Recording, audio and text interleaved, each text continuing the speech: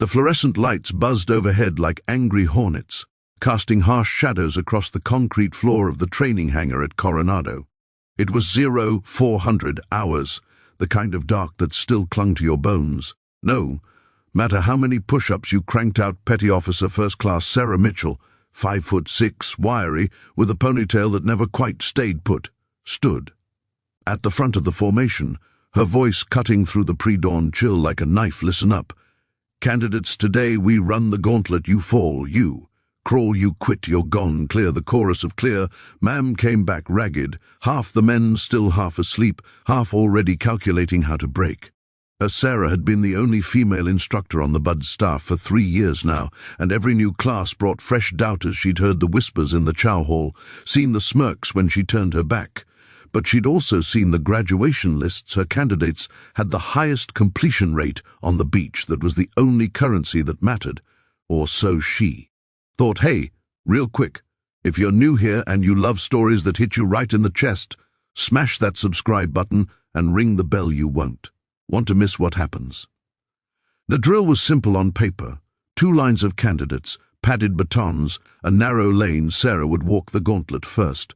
To demonstrate form, head up, elbows tight, feet driving forward, standard shock and awe leadership. She stepped into the lane, boots thudding against the rubber mats. The first strike came from Petty Officer Second Class Derek Harlan, a 6'4" linebacker type who'd washed out of officer candidate school twice and still carried the chip on his shoulder like a medal. His baton cracked across her ribs with a sound like a baseball bat meeting a watermelon. Sarah absorbed it, kept moving. The second came from behind.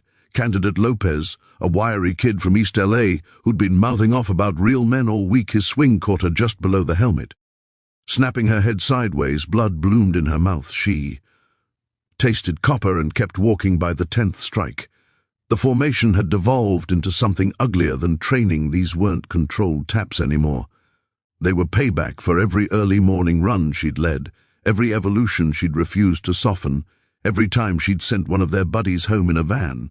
Sarah's knees buckled on the 15th hit. She went down hard, cheeks scraping concrete, vision tunneling. The last thing she saw before the lights dimmed was Harlan's grin, wide, triumphant, and utterly unafraid. That should have been the end of it. A medical timeout, a quiet report, maybe a slap on the wrist for excessive force. The Navy had protocols for everything, but the hangar doors hissed open. At that exact moment, and the temperature in the room seemed to drop 10 degrees, Master Chief Special Warfare Operator Jacob Reaper Reyes stepped through, still in his desert camis, sand from Ramadi clinging to his boots. He'd flown in on a red-eye from Virginia Beach to observe the class. Unofficial, unannounced. Reyes was a ghost story in the teams. 20 years in, 3 Bronze Stars with 5, and a reputation for ending careers with a single sentence. He took one look at Sarah bleeding on the floor, then at the circle of candidates standing over her like wolves over a downed elk. The silence that followed was the kind that made grown men reconsider their life choices. Reyes didn't raise his voice. He didn't need to. Who threw the first unauthorized strike? Harlan's hand twitched, but he stayed silent. Reyes, eyes pale blue, almost colorless, swept the formation. I said, who? Lopez cracked first. It was just the drill, Master Chief, she said. Full contact. Reyes nodded slowly, like a man confirming a suspicion. Full contact. Got it. He knelt beside Sarah, pressed 2 fingers to her neck, then stood. Medic, the corpsman, sprinted in, but Reyes waved him off. She walks out of here on her own power. That's an order. Sarah pushed up on shaking arms, spit blood, and locked eyes. With Reyes, something passed between them. Recognition, maybe, or shared scar tissue. She'd served under him in Fallujah, back when she was just a hospital. Corpsman patching up Marines. He'd pulled her out of a burning Humvee. She'd never forgotten the debt. What happened next unfolded with the precision of a sniper's breath. Reyes pulled a small digital recorder from his pocket, standard issue for after-action reviews, and hit play. The hangar speakers crackled to life with Harlan's voice from 30 seconds earlier. Watch this, boys, time to teach the princess a lesson. The grin was audible. Reyes let it loop twice. Then he turned to the class. Drop and assume the dying cockroach. All of you. 200 push-ups later, lungs burning. Harlan was the first to break. It was just a joke. Master Chief. Reyes crouched beside him, voice low enough that only the front row heard. Jokes don't leave bruises shaped like boot prints.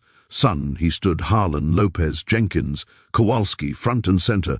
The four men shuffled forward, sweat mixing with fear. Reyes didn't yell, he simply reached into his cargo pocket and produced 4 red armbands, the universal symbol for disenrolled. He tied the first one around Harlan's bicep himself. Not tight enough to cut circulation. You're done, pack your sea bags, the van leaves in 20. Harlan's face cycled through red, white, and a sickly green. You can't. My uncle's an Admiral Reyes. Smiled without warmth. Tell him Master Chief Reyes says hello, but the real twist came at medical. Sarah sat on the exam table, ribs taped, lip split, while the doc shone a light in her eyes. Concussion protocol. Ma'am, you're off the line for 2 weeks. She started to protest. Her class, her record, but the doc's next word stopped her cold also. The urinalysis from yesterday's random Harlan's sample came back, hot amphetamines.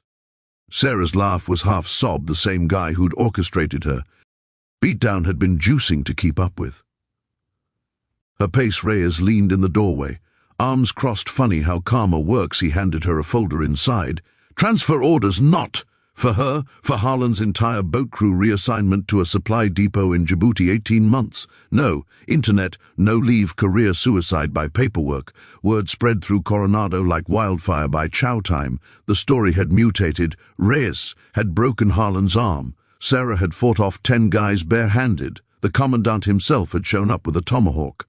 The truth was quieter, but no, less devastating. 4 careers ended before breakfast.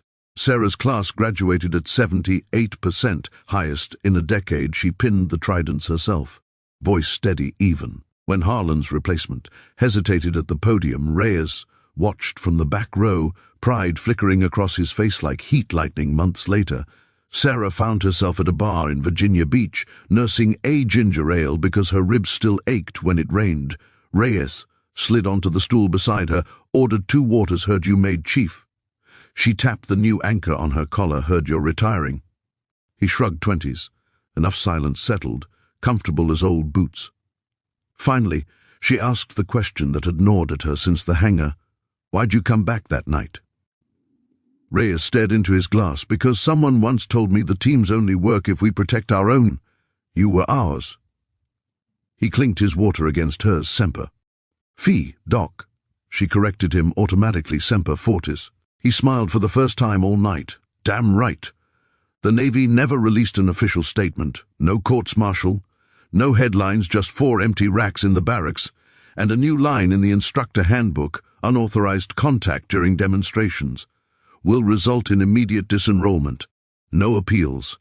Sarah still runs the gauntlet with every class, but now the candidates watch her like she's made of lightning, and somewhere in a dusty warehouse in Djibouti, Derek Harlan unloads crates of MREs, counting the days until his contract expires. He never talks about Coronado. Some ghosts follow you forever. So that's the story of the night one woman took a beating meant to break her, and the legend who made sure it broke her attackers instead. If this hit you in the feels, drop a like, share it with someone who needs to hear that standing up matters, and let me know in the comments from which part of the country are you watching this video. I read every single one. See you in the next one.